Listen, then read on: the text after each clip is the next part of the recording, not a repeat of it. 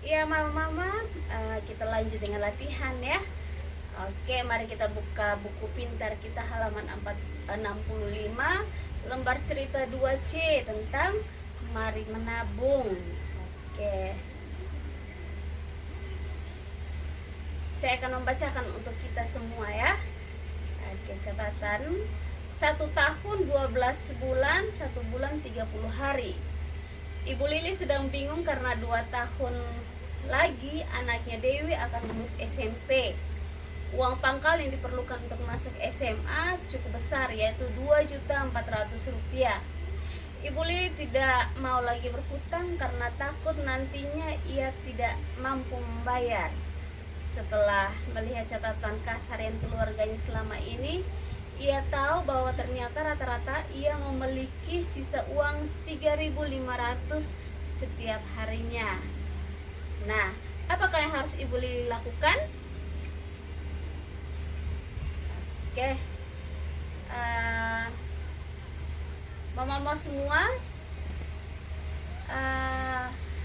Ibu Lili sebaiknya menabung sejak awal karena uang pangkal masuk SMA cukup besar ya.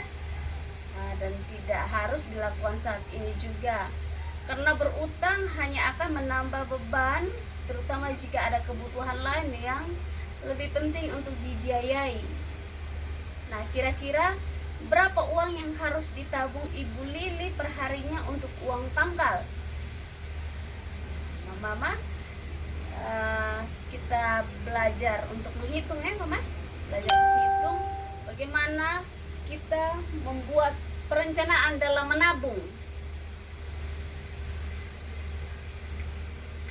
Ya, saya kasih waktu mama-mama semua 10 menit ya untuk menulis dan menghitung kira-kira berapa banyak uang yang harus ditabung atau disisihkan oleh Ibu Lili sehingga dia tidak perlu berhutang lagi.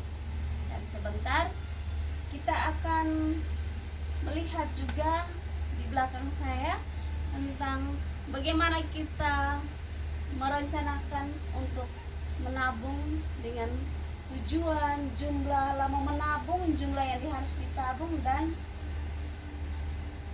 perharinya berapa banyak. Oke.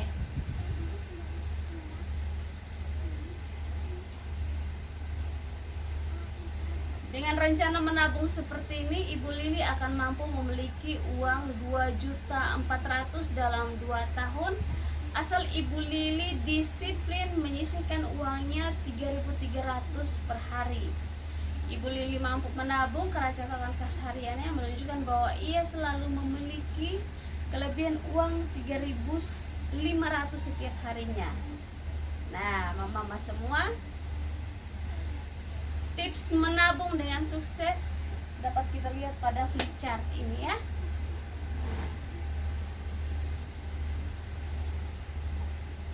Nah, ini bisa jadi pembelajaran buat kita semua, bukan untuk Ibu Lili saja, tapi untuk mama-mama dalam semua di rumah, bagaimana mengatur keuangan apabila ada uang yang lebih dari sisa belanjaan, bisa untuk ditabung, bisa untuk disisihkan, sehingga nantinya ketika ada keperluan yang mendadak, kita bisa mempergunakan uang ini untuk keperluan yang lebih penting. Seperti contohnya Ibu Lili menyisihkan uang ini untuk keperluan biaya sekolah anaknya untuk masuk ke jenjang SMA.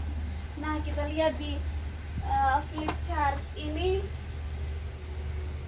Di sini ada rencana menabung mama-mama semua. Nah, ketika kita mau menabung, kita harus mempunyai perencanaan terlebih dahulu.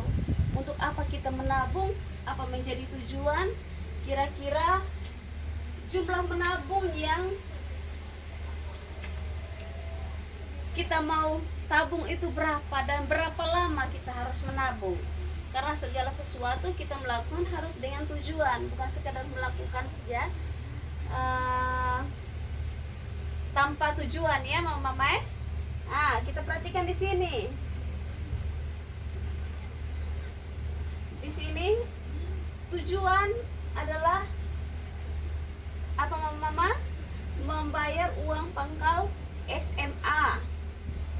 Berapa jumlah uang pangkal yang harus Ibu Lili bayar nantinya ketika anaknya masuk ke jenjang SMA. Berapa? 2.400.000 rupiah. Cukup banyak ya mama. Berapa lama menabung? 2 tahun sama dengan 24 bulan. Nah, kita lihat di sini hitung-hitungannya. Jumlah yang ditabung per bulan. Di sini ada 2.400.000 dibagi 24 bulan. Jadinya 100.000. Kalau dihitung lagi dalam per hari, jumlah uang yang harus ditabung oleh Ibu Lili adalah 100.000 dibagi 30 hari menjadi 3.300 rupiah. Nah, mama semua, kita lihat di sini ternyata cukup dengan 3.300 rupiah selama 2 tahun kita sudah bisa menabung atau menyimpan uang di tabungan kita sejumlah 2.400.000 rupiah. Itu sangat menolong sekali mama.